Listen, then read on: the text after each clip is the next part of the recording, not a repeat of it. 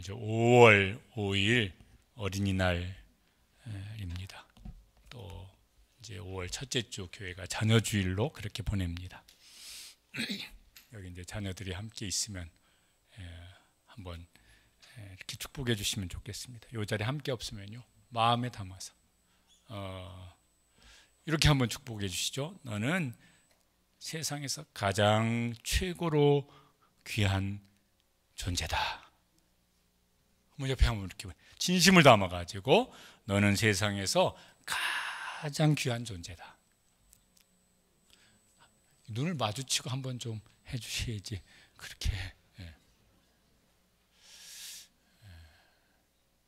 자녀들이 혹은 부모라도 나는 한 번도 그렇게 생각해 본 적이 없습니다. 누가 우리를 그렇게 대해주지 않으니까. 근데 하나님은 그렇게 여기시고 그렇게 대해주시는 줄로 믿으시길 바랍니다. 부모에게 내 자녀는 이게 어떤 존재일까, 어떤 사람일까, 무슨 금쪽 같은 내 새끼 뭐 이런 거 있어요. 또 어떤 집은 그럴 수도 있겠는데 집마다 사정은 좀 다르기는 하지만 자식이 왼수다 이런 말도 있어요. 예수님도 사람의 원수가 누구니라? 자기 집안 식구니라 이런 말씀을 하신 일이 있으시거든요. 부모는 이제 자녀가 어떤 자녀가 되기를 원하나? 좋은 자녀 되기를 원하죠.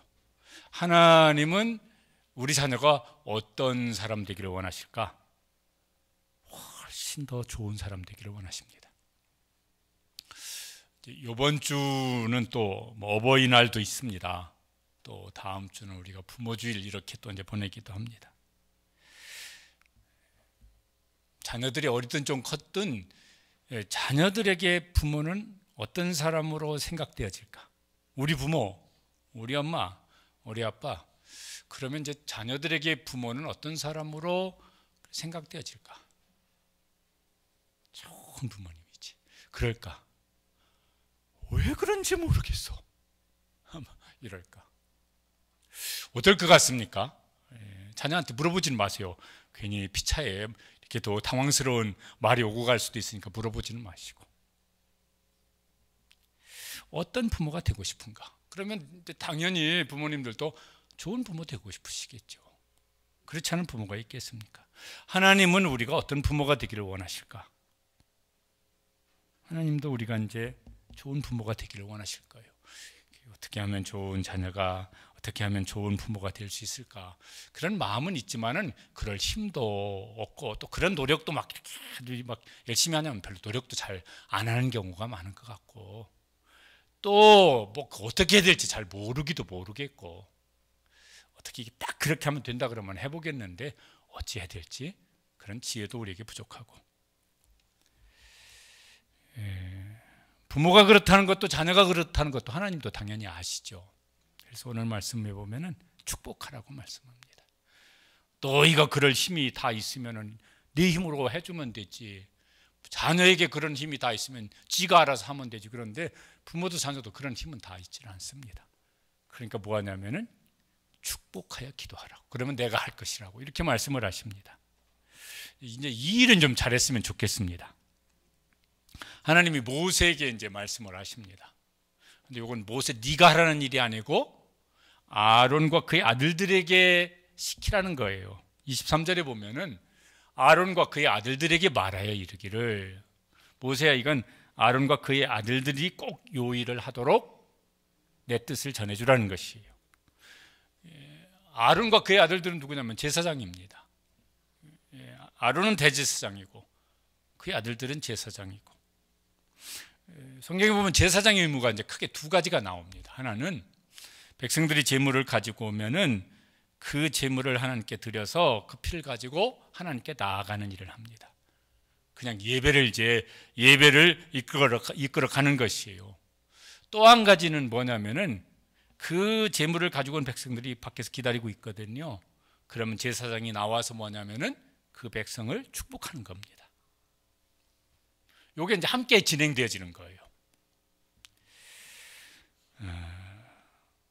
레위기 9장 22절에 보면은 이제 아론이 저게 뭐냐면 이제 제사를 성소에 들어가서 하나님께 제사를 드리고 나오면서 뭐냐면 이제 손을 들고 백성을, 그 제사를 드린 백성을 축복하는 거예요. 이게 따로 일이 아니라 이게 함께 이제 이루어지는 일인 것입니다. 그런 꼭 그 의미를 담아서 그렇게 시작된 건지는 모르겠지만은 예배 끝날 때 이제 마지막 순서가 뭡니까? 목사가 이제 축도를 합니다. 축도하는 내용은 그 고린도후서 13장 13절 말씀에 뭘 좀 내용을 좀 덧붙이기도 하고 이렇게 해서 이제 합니다. 읽어보시죠. 주 예수 그리스도의 은혜와 하나님의 사랑과 성령의 교통하심이 너희 무리와 함께 있을지어다. 성부, 성자, 성령 하나님의 이름으로 축복을 하는 거예요. 바울 사도가 고린도 교회에게 축복했던 내용을 가지고 예배 끝날 때 이제 축도를 합니다. 축도라는 말은 뭐예요? 축복, 기도의 줄임말이에요. 근데 여기 이제 읽은 말씀은 전체 내용을 합하면은 비슷하겠지만은 이제 표현은 좀 다릅니다. 너희는 이스라엘 자손을 위하여 이렇게 기도하라. 제사장은 하나님을 대신해서 하나님의 이름으로 하나님의 백성에게, 하나님의 자녀에게 축복하라. 이게 제사장의 의무예요. 여러분, 의무는 해도 그만 안 해도 그만 그런 겁니까? 반드시 해야 되는 거예요. 여기 보니까 저 민장로님 셋째 아들이 이번 주 군대 입대를 합니다. 아니, 둘 갔다 왔으면 좀 하나 봐주지. 1+1도 있고 막 이런 거 하던데, 아니 둘이나 갔다 왔으면 하나는 봐줘야 될 거 아니야, 나라에서. 근데 셋째도 이제 의무예요. 하여튼 특별한 사정이 없고 막 건강상 이상이 없고 뭐 이러면, 이렇지 않으면요 가야 돼요. 저 부모가 병무청 찾아가가지고 인간적으로 그럴 수가 있습니까? 우리 두 아들 갔다 왔습니다. 셋째는 하나 좀 봐주셔야지. 백날 사정해봤자 안 돼요. 그건 법으로 정해진 의무라서 안 되는 거예요. 그죠? 세금 내고 싶으면 내고 안 내고 싶으면 안 내도 되는 겁니까? 내야 돼요. 정해진 대로. 그건 뭐냐면 의무라서 그래요. 하나님이 제사장에게 주신 의무 중에 하나가 뭐라고요? 하나님의 백성을, 하나님의 자녀를 축복하는 거예요. 하라, 축복하라. 왜 이제 그 축복하라고 하실까 그러면은, 왜 하나님께서 이제 그렇게 하라고 막 의무로 정해 주셨을까요? 하나님이 하고 싶은 게 있으세요. 뭘요? 복을 주시고 싶으세요. 그게 태초부터 아담과 창조하실 때부터 주님 오실 때까지, 아니 영원토록 하나님이 하시고 싶으신 거예요. 복을 주시고 싶으세요. 그런데 절차는 뭐냐면은, 제사장님 너희가 축복하라. 그러면 내가 복을 주겠다. 이렇게 이제 하시는 거예요. 또 이제 왜 축복하라고 하실까 그러면은 하나님의 복이 우리에게 반드시 필요하기 때문에 그렇습니다. 그냥 내가 내 힘으로, 내 노력으로 혹은 부모의 힘으로 자기의 필요든지 자녀의 필요들을 다 해결해 줄 수 있으면은 굳이 하나님이 축복 안 하셔도 괜찮아요. 근데 그렇게 생각하는 성도들이 많은 것 같아요. 하나님이 굳이 축복 안 하셔도 됩니다. 부모인 내가 뭐 열심히 해가지고 뭘 좀 밀어주고 그러면 됩니다. 이렇게 생각하는 부모들이 혹시 계십니까? 이분들은 참 회개도 크게 회개될 분들 아니겠습니까? 축복하면서 기도해야지. 자녀가 복잡하면 더 기도하고 어려우면 더 간절히 기도하고 그래야 되는데, 몰라, 집에서는 하시는지 모르겠지만 기도의 자리에 잘 안 보이는 성도들도 많으니까. 하나님 굳이 복을 안 주셔도 됩니다. 하나님 복 그딴 거 별로 필요하지 않습니다. 부모인 내 힘으로 밀어주면 되고, 아니면 뭐 지 인생 지가 알아서 사는 겁니다. 뭐 이래도 되는 겁니까? 이건 아닌 건데. 그렇죠? 어쨌든 제사장의 의무는 뭐예요? 축복하는 거예요. 축복하여 기도하는 것이. 구약 시대나 제사장이 있었지, 지금은 제사장이 있습니까? 없습니까? 있다 없다 둘 중에 하나입니다. 있습니까? 없습니까? 있지요. 누굽니까? 목사입니까? 목사도 포함되지만은 성경은 이렇게 말씀하세요. 베드로전서 2장 9절. 유명한 말씀이죠. 한번 읽어보시죠. 너희는 택하신 족속이요 왕 같은 제사장들이요. 너희는 누구겠어요? 저 편지를 받고 있는 교회예요. 성도들이에요. 너희가 뭐라? 제사장이라. 너희가 제사장이라.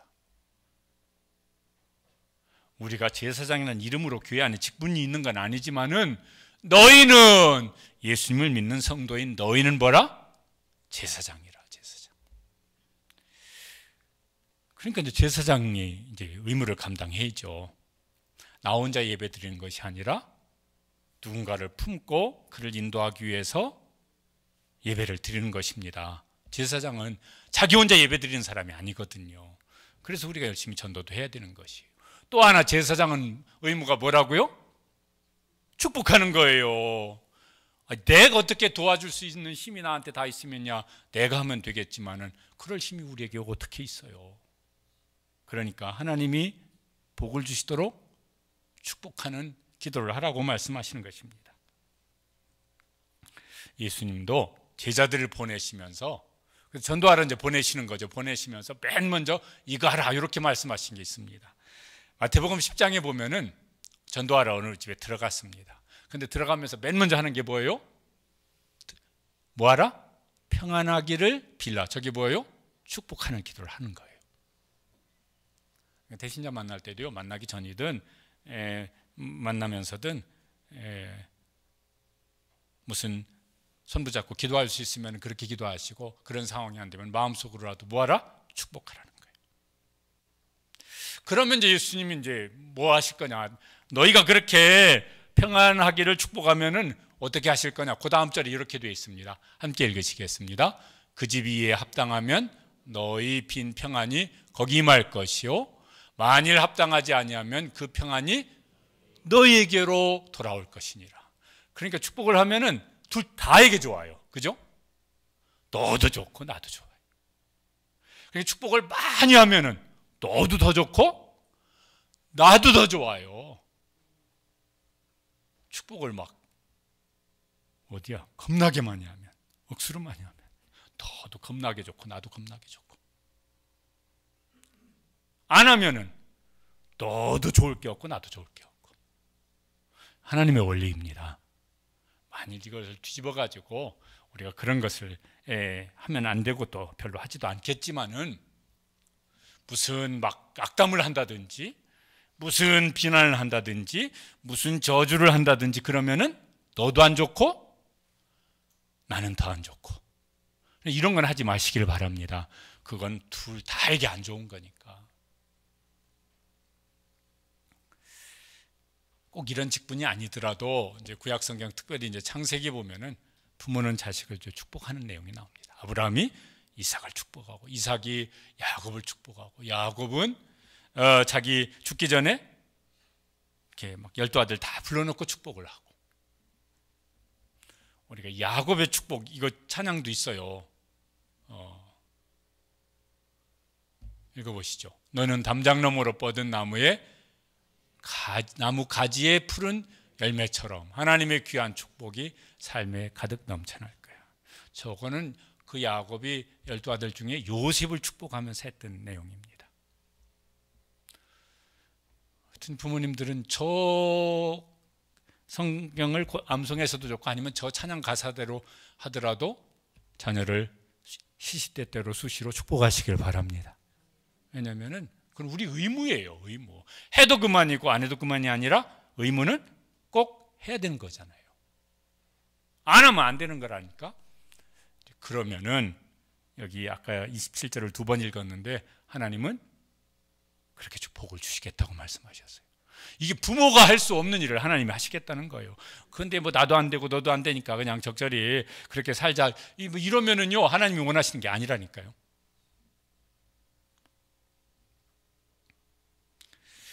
우리는 제사장입니다. 예수님을 믿는 우리는 제사장입니다. 한번 좀 따라서 해보시죠.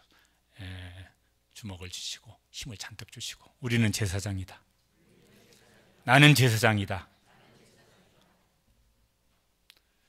집에서 제사장의 의무를 잘 감당하는 부모님들이 꼭 되어주시길 바랍니다. 자기에게도 좋고 자녀에게도 좋은 거다. 또 예수 믿는 사람은 어디 가도 성도이니까 직장 가시면은 요새 뭐 경기는 더 어렵다고 그러지만 요새는 더 어렵다고 막 그래서 무슨 다니는 회사가 어디로 넘어갈 것 같고 막 무슨 뭐 일이 줄어들었고 뭐 일이 막 다 그래요. 우리는 제사장이에요. 하나님 저를 일하게 하신 이 일터를 하나님 복을 주시기를 원합니다. 또 그게 뭐 나라 경제가 잘 돼야 되니까 왜 정치 그따위로 하냐 막 이런 건 다른 사람이 얘기하라고 그러고 우리는 하나님 이 나라를 복되게 하여 주시옵소서.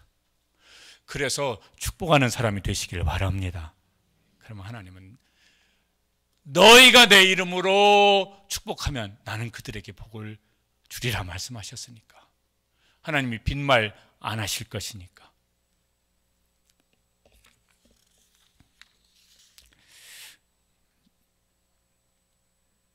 너희는 이렇게 축복하라. 하나님께서 축복하는 내용도 말씀하십니다.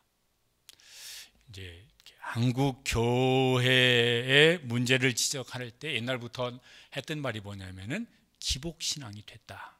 이런 말을 해요. 어떤 종교든 그 종교가 종교의 본질에서 벗어나면 기복신앙으로 흘러가요. 그 뿌리에는 뭐냐면 무속신앙이라는 게 있어요. 이게 뭐냐면요, 나만 잘 되면 되는 거예요. 남이 어떻게 되든지 신경 쓸 거 없어. 나만 잘 되면 돼. 그러니까 이게 내가 원하는 것이 나한테만 이루어지면 그럼 그건 복 있는 거야. 남은 내가 신경 쓸 거 없어. 이건 기복신앙이에요. 그 아차하면 이기주의로 흘러가게 되어지고 집단 이기주의로 흘러가면 돼요. 더 그게 심화되어지고 이렇게 이제 되어집니다. 이건 아니에요. 이거는 성경에도 하나님이 복을 말씀하시는 게 많아요. 하나님은 우리에게 복을 주시는 분이세요. 그런데 그건 기복신앙이 아니라 제가 이름을 붙여봤어요. 축복신앙이라고. 이건 뭐냐면 하나님이 원하시는 복을 주시는 거예요. 내가 원하는 것을 주시는 것이 아니라 하나님이 원하시는 걸 우리에게 주시는 거예요. 왜냐하면 그게 훨씬 더 좋은 거라서 그러세요. 그리고 그것은 나만 위한 건 아니에요. 여러분 성경이 뭔가를 구할 때 보면 대체로 우리를 위한 거예요. 그 민족을 위한 것이고 또 일용할 양식을 구할 때도 어떻게 구하라? 나에게 일용할 양식을 주옵시고 아니에요. 뭐죠? 우리에게 일용할 양식을 주옵시고 이렇습니다. 그러니까 하나님이 주신 복이 나한테만 머물러 있지 않고 어딘가로 흘러가는 거예요. 그래서 누군가를 복되게 하는 것이요. 이건 축복신앙입니다. 기복신앙에는 빠지지 않도록 조심하시길 바랍니다. 그 대신 하나님은 우리에게 축복하시는 분이세요. 그거는 하나님이 원하시는 것을 훨씬 더 좋은 것을 우리에게 주셔서 그것이 누군가에게 흘러가는 거예요. 부부끼리도 흘러가고 부모에게서 자녀에게로 흘러가고 자녀에게서 부모에게로도 흘러가고 성도 안에서도 서로 흘러가야 되는 것이고 세상 속으로 흘러가야 되는 것이고 그 하나님의 축복을 구하게 되시길 바랍니다.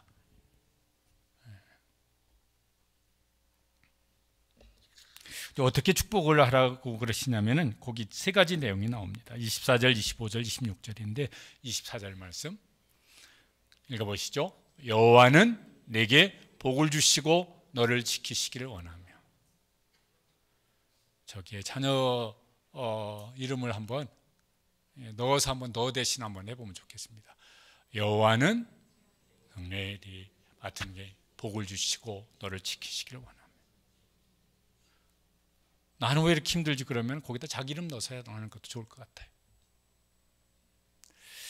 복을 주시는데 뭐냐면은 지켜주시기를 원한다는 거예요. 하나님이 보호해 주시라는 것입니다.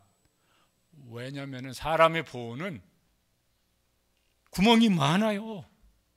암만 자녀 보호하려고 하는데 여러분 됩니까? 젖먹이 애도요. 잠깐만 한눈 파는 사이에 뭐 막 만져가지고 손 뒤든지 뭐 막 입에다 집어넣어가지고 막 캑캑거려서 응급실 가든지 그 눈 그거 이 불과 몇 초 사이에 그거 한눈 파는 사이에 그렇게 되어지는 일이 있어요. 조금만 더 크면 그 마음과 생각을 부모가 무슨 재주로 지켜요? 택도 없는 소리잖아요. 그러니까 못 지켜요. 무슨 사람이 막 여러 가지 시스템을 만들어 놔도 그거 다 지킬 수가 없어요. 하나님이 지켜주시도록. 하나님께서 몸도 지켜주시고 마음도 지켜주시고 인생 내내 지켜주시도록 너희는 뭐하라? 축복하여 기도하라. 신명기 32장 10절에 보면은 하나님이 어떻게 지키시냐면 내가 이렇게 지키시겠다, 이렇게 지키셨다, 그걸 이제 고백하는 말인데 한번 읽어보시죠. 여호와께서 그를 만나시고 호위하시며 보호하시며 자기의 눈동자같이 지키셨도다. 하나님은 저렇게 지켜주시는 분이시구나. 부모는 저렇게 못 지켜요. 무슨 누구도 저렇게 지킬 수 없어요. 그래서 하나님의 보호를 기도하라고, 축복하여 기도하라고, 하나님이 지켜주시라고.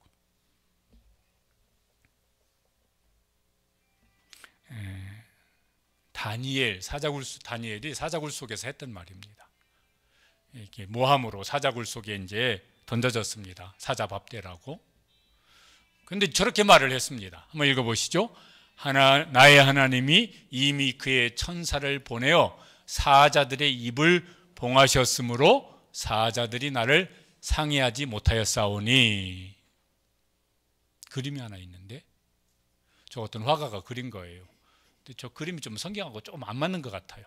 성경에는 뭐라고 됐냐면 하나님이 천사를 보내셔서 사자들 주둥이를 다 붙잡고 있게, 그래서 주둥이를 사자 한 마리도 입을 벌리지 못하도록 주둥이를 붙잡고 계셨어요. 그러니까 그렇게 그렸어야 될 것 같은데, 누구 그림 잘 그리는 분은 성경대로 한번 그려보시길 바랍니다. 하나님이 그의 천사들을 보내셔서 사자가 몇 마리 있는지 그 주둥이를 다 붙잡고 계셨어요. 붙잡게 하셨어요. 그래서 사자가 입도 뻥끗 못하게 하셨어요. 하나님의 보호하심입니다. 우리는 기도하고 하나님은 지켜주시는 그런, 우리 자신도 그래야 되겠고 자녀는 말할 것도 없이 그렇게 되고, 그래서 하나님의 보호하심 속에 있게 되시기를 축복합니다. 또 한 가지는 25절에 이제 지켜주시고 그 다음에 25절 읽어보시죠. 여호와는 그의 얼굴을 내게 비추사 은혜 베푸시기를 원하며. 그의 얼굴은 얼굴 표정이라고 이렇게 설명이 되어 있어요. 하나님께서 환한 얼굴 표정으로, 밝은 미소로, 따뜻한 표정으로 너를 바라보시는 거예요. 왜냐하면 성경에 하나님께서 외면하시는 것도 나오고 하나님께서 분노하시는 얼굴로 보시는 것도 나오거든요. 그럼 큰일 나니까. 신명기 31장 17절에 보면 하나님께서 저렇게도 하신다고 나와요. 내가 그들에게 진노하여 어떻게 한다고요? 내 얼굴을 숨겨 그들에게 보이지 않게 할 것이니. 하나님이 외면하시는 거예요. 그가 지금 뭘 하나님 앞에서 이렇게 하는데 하나님은 난 보기 싫다, 나는 그 꼴 보기 싫다, 그래서 하나님 외면하시는 거예요. 그러면은 이게 참 큰일이에요. 더 심각한 건 하나님께서 진노하는데 진노의 얼굴빛으로 바라보시는 거예요. 이러면 이제 더 큰일이 생기죠. 그러니까 너희는 기도하라. 그러면 내가 얼굴 표정을 바꾸겠다는 말씀이에요. 너희가 그렇게 기도하면 내가 얼굴 표정을 바꿀게. 그 말은 뭐겠습니까? 하나님의 마음을 바꿔서 다시 긍휼로, 사랑으로, 인자함으로, 자비함으로 마음을 바꾸셔서 그를 바라봐 주시게, 그렇게 하시도록 기도하라는 거예요. 그러니까 우리가 완벽하고 다 잘하고 그러면은 그런 문제가 없겠지만은 그렇지 못하잖아요. 그런데 하나님께서 하나님의 인자한 얼굴빛으로, 하나님의 따뜻한 미소로 바라봐 주세요. 너희는 그렇게 기도하라. 너희는 그렇게 축복하여 기도하라. 그러면 하나님께서 뭐 하시겠다고 그러십니까? 은혜 베푸시기를 원하며. 하나님은 은혜를 베풀어 주시겠다고요. 세상에는 은혜라고 하는 게 별로 없습니다. 다 자격을 보고 조건을 보고 능력을 보고 실력을 보고 이럽니다. 안 되면 뭐예요? 거부해요. 외면해요. 그런 일 얼마나 많은지 몰라요. 우리 중에 그런 거부를, 너는 자격이 안 되고 너는 능력이 안 되고 너는 실력이 안 되고 안 돼서 거부를 나는 한 번도 그런 거부를 당해본 적이 없습니다. 그런 분 계십니까? 그럼 참 굉장히 복 있는 사람일 거예요. 근데 다 그런 거부를 당한, 한두 번이 아니라 뭐 수없이 당하는 분들도 계실 거예요. 대학 진학. 나는 내가 처음부터 원했던 대학을 단번에 붙어서 진학했습니다. 그런 자녀를 두신 부모님 계십니까? 얼마나 좋겠어요. 근데 그렇지 못한 자녀들이 거의 대부분일 거예요. 취업. 내가 원하는 뭐 회사에 이력서 냈더니 단방이 됐습니다. 아니, 오히려 나는 스카우트에서 갔습니다. 이런 사람도 드물게 있겠지만은요, 보통은 청년들에게 이제 요새는 안 물어보지만 예전에 한번 물어봤던 적이 있어요. 야, 취직했다 해서, 야, 축하한다. 너는 이력서를 몇 번 냈냐? 몇 번 내서 됐냐? 그 대답 들은 다음에 그 다음은 안 물어보는 것 같아요. 그냥 취직했다 그러면 야, 잘 됐다 이러고 말지. 그 청년은 150번째 이력서를 냈다고 그러더라고요. 몇 번을 거절당했냐면 149번. 물론 그 중에는 합격했는데 지가 가기 싫어서 안 가는 데도 있을지 모르겠지만은 어쨌든 150번 이력서를 냈다고 그러더라고요. 이야, 그 심정이 어떨까? 150번째 이력서를 쓰고 그걸 내는 그 심정이 어떻겠어요? 그리고 이제 마음에 들어서 막 어떤 남자한테 어떤 여자한테 뭐 이렇게 좀 한번 만나자고 그랬더니 거기 또 거절당하네.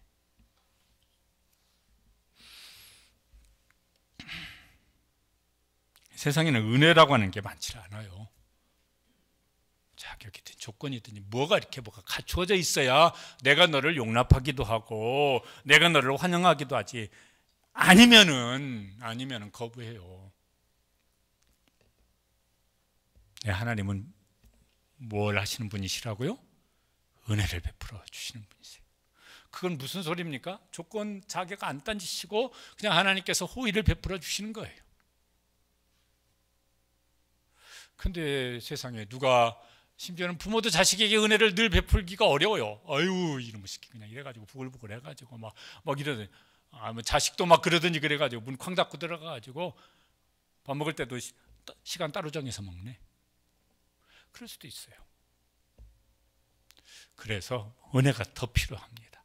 더 은혜가 필요해서 하나님은 뭐냐면은, 사람은 차가운 얼굴로 냉정한 눈빛으로 쳐다보는데 너희는 축복하여 기도하라.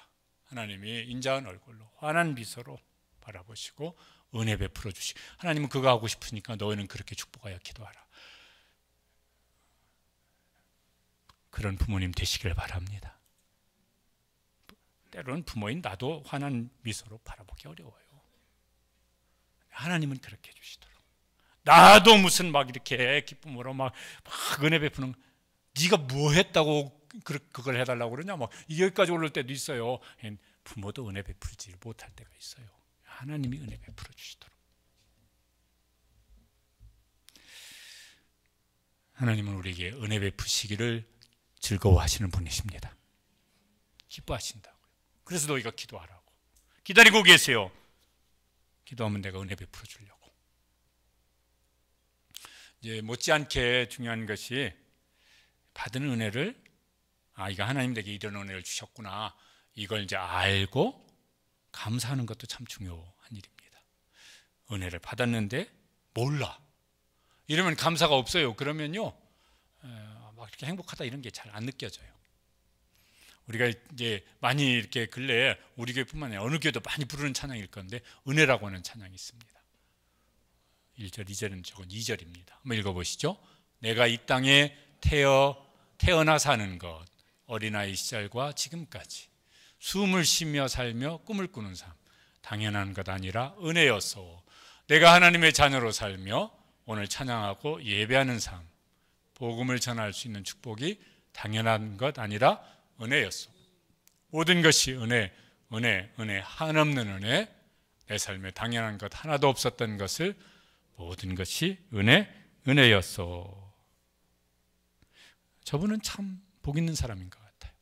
이미 받은 복인데 그걸 은혜로 깨달아서 막 저런 찬송을 부르고 있습니다. 은혜를 베풀어 주셔야 될 것도 있습니다.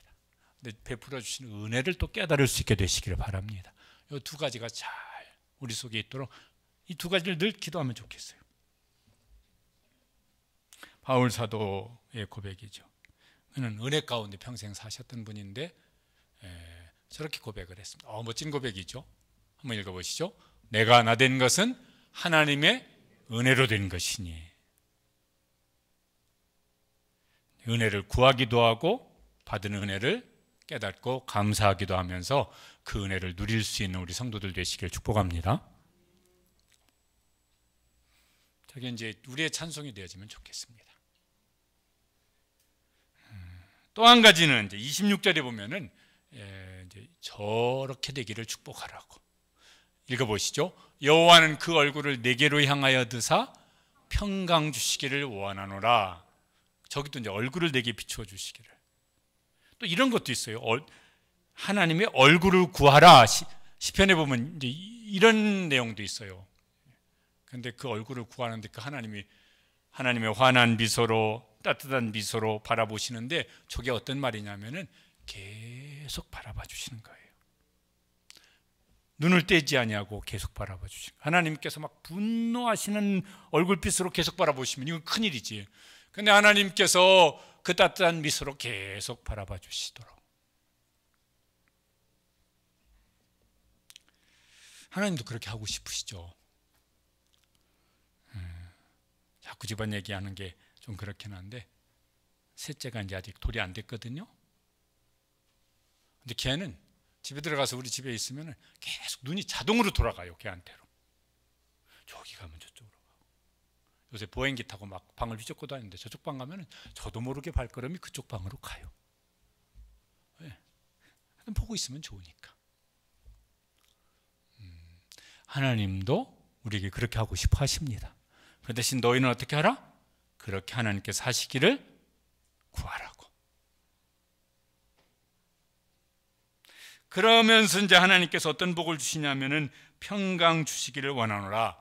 평강이라는 말이 평강 혹은 뭐 평안, 평화, 화목 혹은 어떤 데는 뭐 행복, 안 뭐 이런 막 여러 가지 말들로. 그러니까요, 이게 우리 외적인 것도 그러겠지만은 내면적인 거예요. 하나님께서 우리 내면에 하나님 주시는 평화든지 평안이든지 화목이든지 화평이든지 하여튼 이런 것으로 꾹꾹 눌러서 채워주시기를 기도하라. 막 우리 이제 우리 교회 성도들 중에서도 막 그런 기도 제목이 많이 있어요. 뭔가 마음에 걱정이 많어. 잠도 안 와.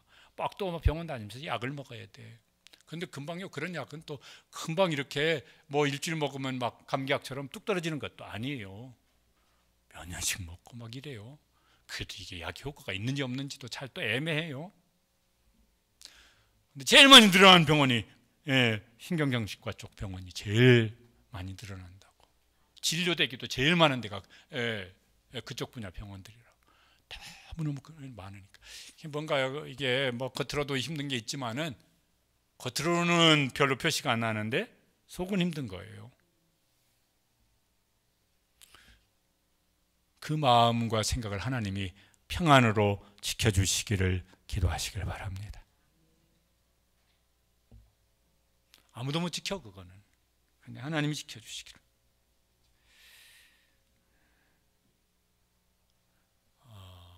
예수님이 십자가 달리시기 바로 전에도 내가 너에게 평안을 주는데 이 평안은 세상이 줄 수도 없고 빼앗을 수도 없는 평안을 너에게 준다. 예수님이 부활하신 다음에도 거듭거듭 제자들에게 말씀하십니다. 너희에게 뭐가 있을지어다? 평강이 있을지어다. 그때나 지금이 더한 것 같지만은 이게 제일 큰 문제예요. 제일 큰 문제예요. 우리 찬양 중에 예수님이 말씀하신 요한복음 14장 말씀을 가지고 지은 찬양시 한번 읽어보시죠. 평안을 너에게 주노라. 세상이 줄 수 없는, 세상이 알 수도 없는 평안을 내게 주노라. 같이 한번 찬양해 봤으면 좋겠습니다. 평안을 너에게 주노라. 세상이 줄 수 없는, 세상이 알 수도 없는 평안을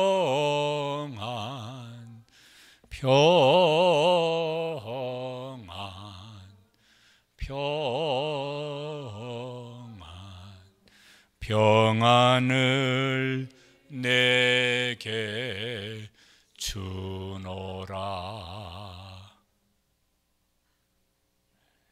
그 평안을 하나님은 주시고 우리는 누릴 수 있게 되시기를 축복합니다. 근데 너희는 그렇게 축복하여 기도하라고. 막 이게 뭔가 막 애가 막 염려하고 근심하더니, 혹은 남편이나 아내가 막 염려하고 근심하더니 뭐 그딴 거 가지고 그러나 이렇게 뭐 이런 소리 하지 마시고, 이런 건요 일생에 보탬이 안 되는 소리예요. 그러잖아요. 우리가 들어봤잖아요. 그 뭐 보탬이 됩니까? 짜증만 확 올라오는 소리예요. 뭘 틀린 소리는 아닌데 대체로 옳은 말인데 내 마음에 안 와닿으면 짜증이 더 나는 것 같아요. 틀린 소리면 틀렸다고 반박이라도 하는데 반박할 수가 없는 옳은 소리네. 그런데 내 마음이 공감이 안 되어지면 더 짜증나.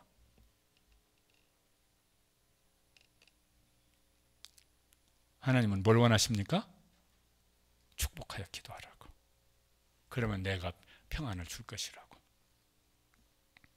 요한 3서 2절 말씀, 이 말씀으로 축복해도 참 좋을 것 같아요. 여기 민수기 6장 말씀도 좋고, 읽어보시죠. 내 영혼이 잘된 같이 내가 범사에 잘되고 강건하기를 내가 간구하노라. 영혼 육의 복이입니다. 저거는 잠깐 동안의 복이 아니라 뭐예요?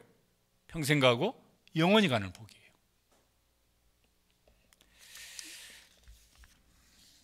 하나님은 우리에게 이런 복을 주고 싶으십니다. 그래서 너희는 이같이 축복하라 이렇게 말씀하세요. 집에서는 부모님이 부지간해도 이러면 참 좋을 것 같아요.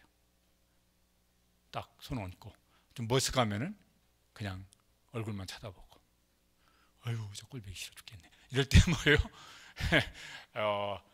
이거 뭐지, 포커페이스 싹 하고, 그리고 이제 속으로 내 영혼이 잘된 같이 범사가 잘되고 강건하기를 내가 간구하노라. 또 아니면 뭐예요?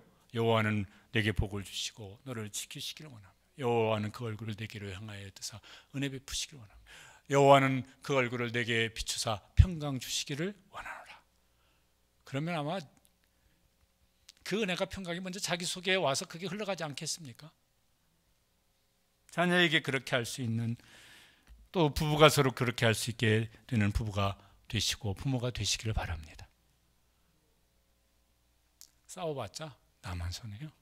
나만 입맛 떨어지고, 입맛도 없는데 먹으면 소화불량 걸리고 나만 힘들어요. 목장에서는 목자가 축복하시는 목자가 되어주시기를 바랍니다. 직장 가면 누가?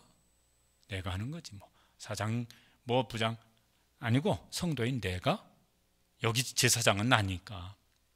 그래서 축복하고 나아갈 수 있게 되시길 바랍니다. 다른 사람 몰라도 하나님께서 그 기도를 들으시고 일하실 거예요. 27절 이렇게 이제 말씀하셨습니다. 27절 말씀 읽어보시겠습니다. 그들은 이같이 내 이름으로 이스라엘 자손에게 축복할지니 내가 그들에게 복을, 한 번 더 읽어보시죠. 그들은 이같이 내 이름으로 이스라엘 자손에게 축복할지니 내가 그들에게 복을 주리라. 아멘. 메시지 성경이라고 하는 그 성경 번역본이 있는데 거기는 이렇게 해놨더라고요. 그들이 나의 이름을 이스라엘 백성 위에 두게 하여라. 그러면 내가 나의 이름을 확인하고 그들에게 복을 내릴 것이다. 이게 뭐 사인하는 것처럼, 그러면 그 사인한 사람의, 이 사람이 책임지는 거거든요. 그죠? 뭐 내용을 요 사인한 사람이 책임지는데, 하나님의 이름으로 축복하면 하나님 이름으로 사인을 한 거예요. 그러면 내가 복을 주리라.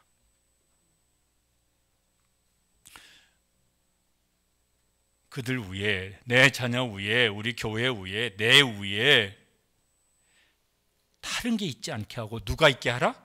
하나님의 이름이 있다는 건 그게 무슨 소리예요? 하나님이 계시게 하라는 거예요. 다른 게 내 생각 속에, 내 무슨 관심 속에 이게 막 꽉 차 있어가지고 하나님은 뒷전을 빌리면 이러면 안 되고, 하나님이 내 위에 있게 하라. 그러면 하나님께서 그에게 일하실 것이다. 우리가 제사장의 축복의 의무를 이행하면 하나님은 그 약속하신 축복을 주시겠다고, 이행하시겠다고, 하나님의 약속을 이행하시겠다고 말씀하십니다. 그렇게 말씀하셨으니 말씀하신 대로 하나님은 약속을 이행하실 줄로 믿습니다. 물론 때와 방법은 하나님이 정하셔서 하시지만은 하나님이 가장 합당한 때에 가장 합당한 방법으로 그렇게 일하실 것입니다.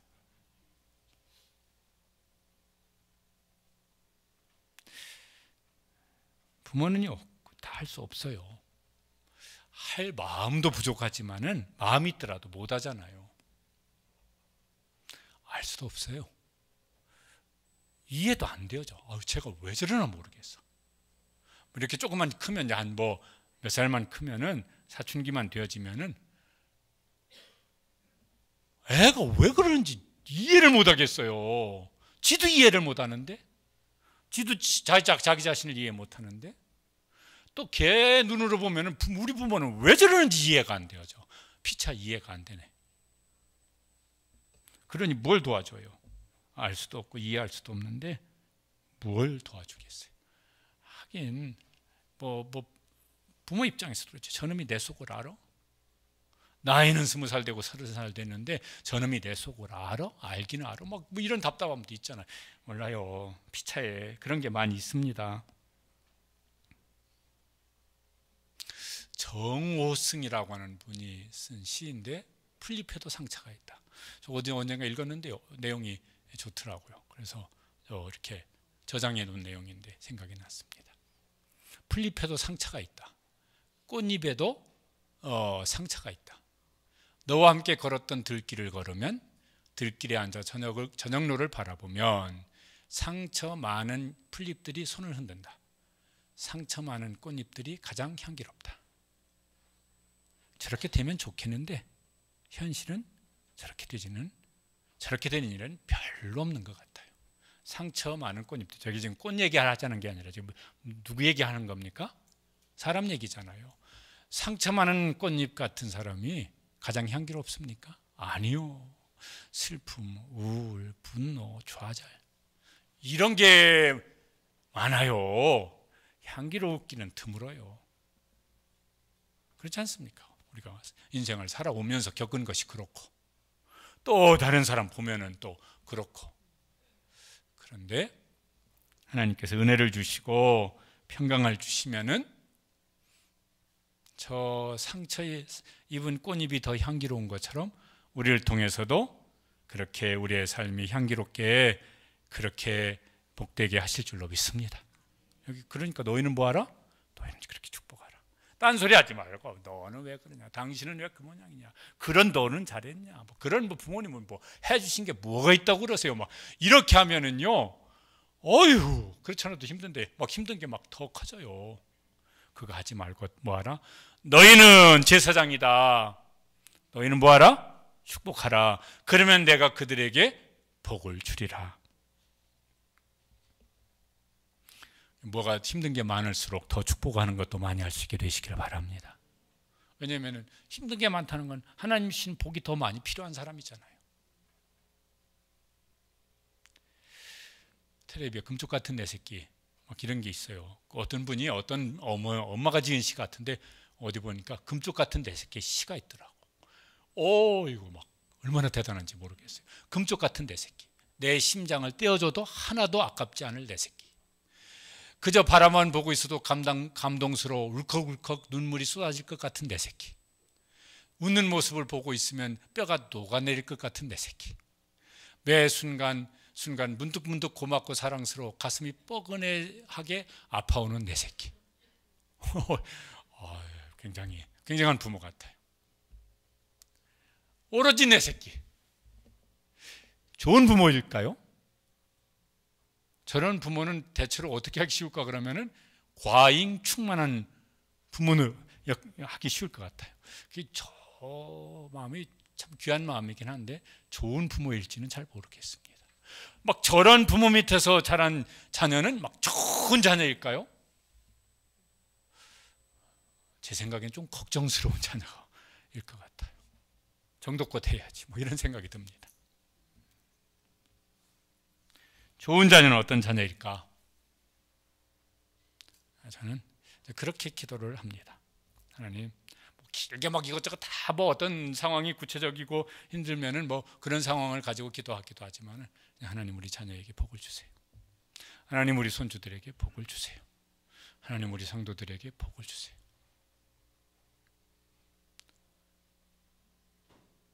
그러면 그 속에 하나님께서 내 자녀도 알고 성도들의 형편도 아는데 가장 하나님께서 좋은 것을 가장 좋은 때에 주실 줄로 믿습니다. 좋은 부모는 어떤 부모일까? 그러면은 뭐 이것저것 잘해주는 게 좋으시겠지만은 늘 자녀를 축복하는 부모. 그 이상 없을 것 같아요. 왜? 하나님이 복을 주시면 그 이상 뭐가 있겠어요.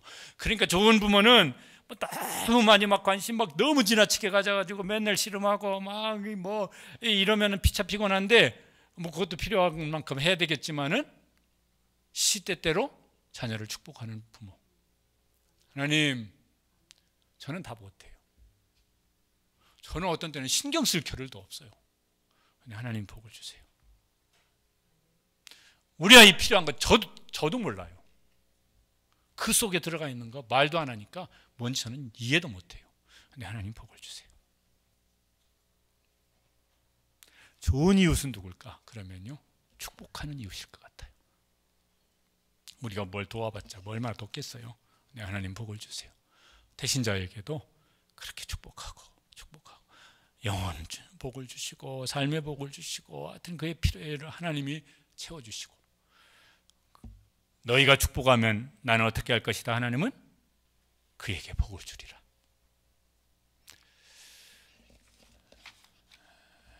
그래서 그 복을 누리고 우리를 통해서 흘러가는 이런 역사가 끊임없이 일어나게 되기를 주님의 이름으로 축복합니다. 기도하시겠습니다. 기도하실 때 하나님,